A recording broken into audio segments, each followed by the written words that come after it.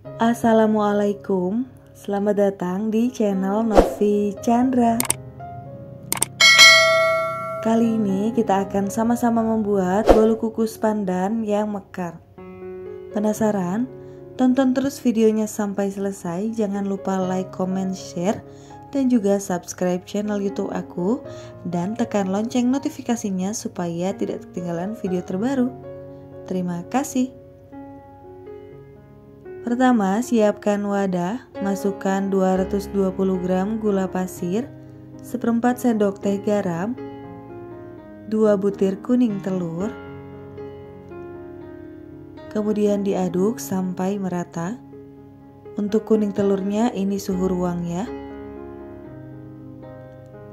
Tambahkan 200 ml santan, ini aku dapat dari santan kemasan 65 ml dan dicampur dengan air sehingga mendapat 200 ml santan ya.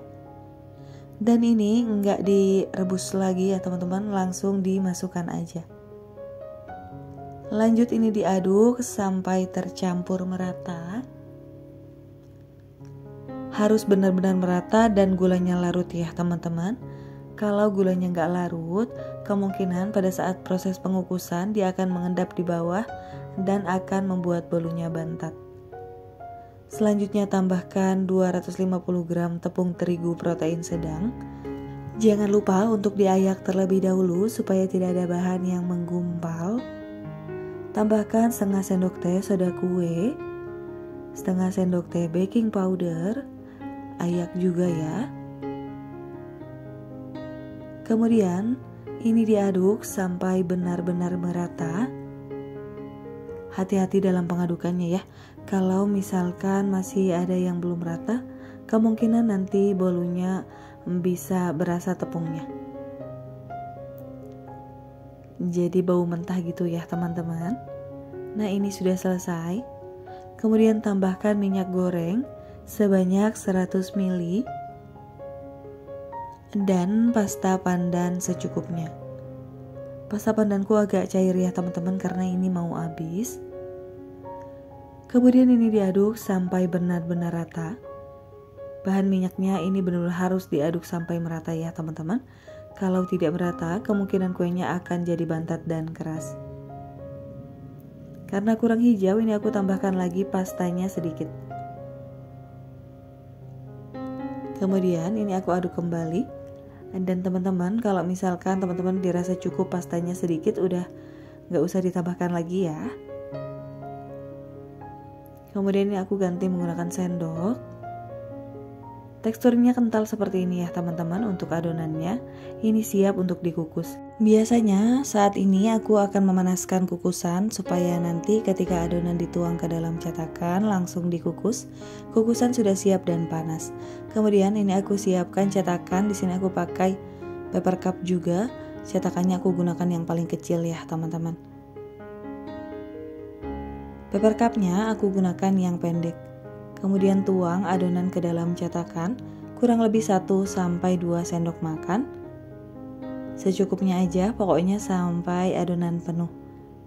Harus penuh dan luber ya teman-teman, biar nanti merekah dan mekarnya sempurna.